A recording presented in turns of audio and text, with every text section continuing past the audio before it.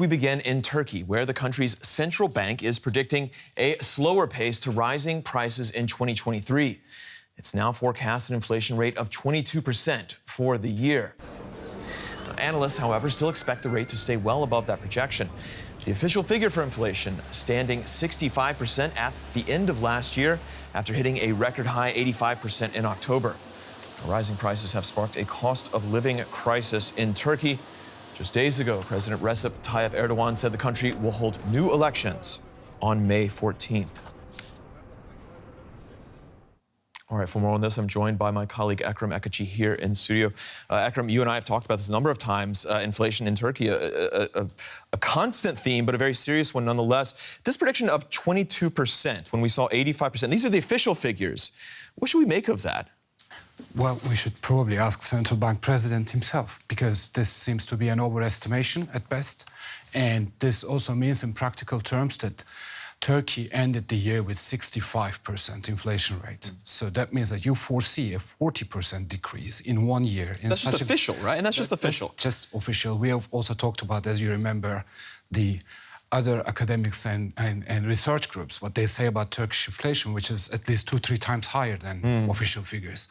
But let's stay with the official figures. And let's say in Turkey, in such global economic landscape, the inflation will fall over 40% in 1 year. Well, this needs a lot of explaining to do by the central bank president.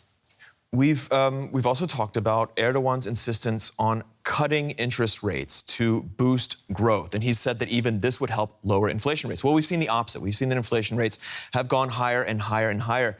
If we're now predicting a 22% official inflation, does this suggest that maybe he will then revert back to conventional thinking on this, and that maybe there won't be continued cutting of inflation rates, interest rates, sorry? Well, there is so far no indication for that. But what we remember is that at the end of 2022, the central bank president said, we have ended the cycle of cutting rates. So the interest rate, basic interest policy rate is 9% right now. It came from 19% in 1 year.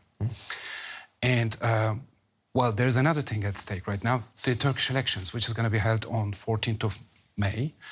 And we're now entering into an election economy rather than a usual economy. You can consider this for Erdogan as a wartime economy. So if you look at Turkey, there's an enormous spree of public spending. The age limit for retirement has been abolished, so a lot of people will get their retirement premium. Or pension spending, right. Yes.